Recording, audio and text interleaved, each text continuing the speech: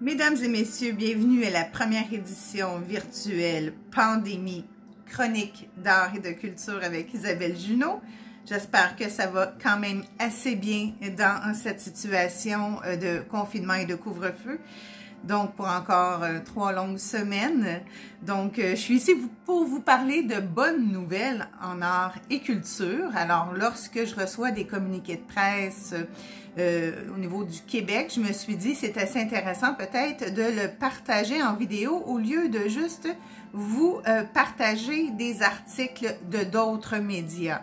Donc, je sais que vous voyez beaucoup passer de nouvelles de différents médias sur mes 2 Facebook personnels, Isabelle Junot.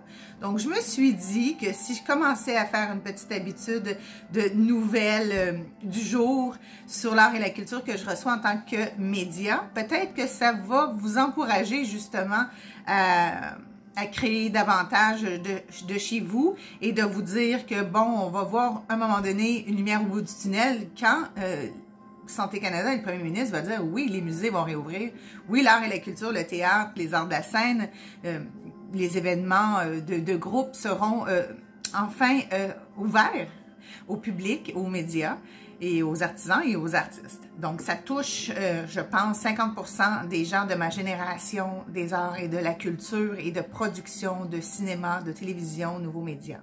Donc, l'art et la culture aujourd'hui, j'ai le Réseau des femmes d'affaires du Québec à 5h PM le 21 janvier. Si vous ne faites pas partie du RFAQ, Réseau des femmes d'affaires du Québec, je vous le conseille, que vous soyez artiste ou pas. C'est un conseil de femmes extraordinaires qui s'entraident justement, pas parce qu'on est un artiste ou en art et culture que nous ne sommes pas les bienvenus dans ce contingent de femmes, Réseau des femmes d'affaires du Québec.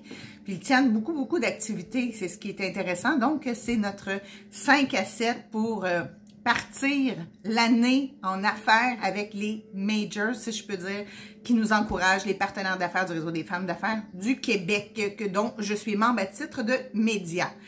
Et vous avez également le RIDM aujourd'hui, des films du RIDM, ça s'appelle Plein Écran. Plein Écran est le premier festival qui va être en totalité sur leur page Facebook, la diffusion de Plein Écran. Ces 5 films, ça va être en direct et gratuit sur leur page intitulée Plein Écran sur Facebook, qui commence aujourd'hui, le 13 janvier jusqu'au 25 janvier 2021.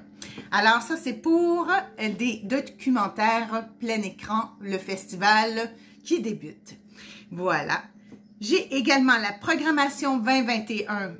Vous avez le Musée de la Civilisation qui nous a fait un communiqué de presse aujourd'hui. Donc, eux, ils ont tellement hâte de mettre en branle cette activité présentée par Netflix.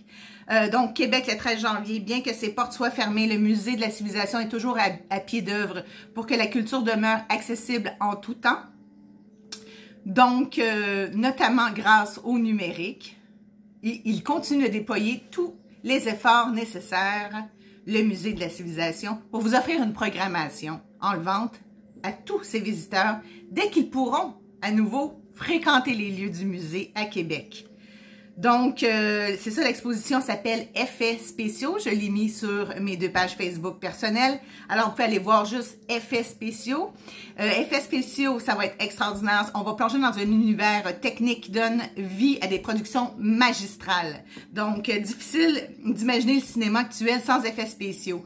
Donc, c'est une exposition extraordinaire à voir lorsque, évidemment, la pandémie nous le permettra. Il y a également aussi pour les enfants et les familles, il va y avoir une version numérique pour la programmation de la semaine de la relâche, s'il y en a une, évidemment. Donc, vous pouvez aller visiter la page Facebook du Musée de la Civilisation ou leur site Internet. Donc, c'est presque tout aujourd'hui pour les nouvelles d'art et de culture au Québec. Il y a également Cœur de Pirate qui a acheté, évidemment, la compagnie. La compagnie dont elle est une artiste, évidemment, Care, c'est une compagnie de disques qui a fait beaucoup de bruit quand même cet été pour des allégations sexuelles de son propriétaire, de son producteur, de son président. Donc, Dare to Care sera évidemment dans des mains féminines de Cœur de Pirate. C'était Isabelle Junot aujourd'hui pour les nouvelles culturelles. Donc, en plus de ça, je voulais vous dire également, n'oubliez pas, Membactran, si vous circulez après 20 heures, de vous faire signer un petit papier par la production, parce qu'évidemment, les tournages de films sont encore en vigueur. Et vous filmez après 20 heures, donc si vous n'êtes pas dans les heures du couvre-feu, n'oubliez pas votre preuve de travail. Donc, c'était tout pour Isabelle Junot en Art et Culture aujourd'hui. Passez une belle journée.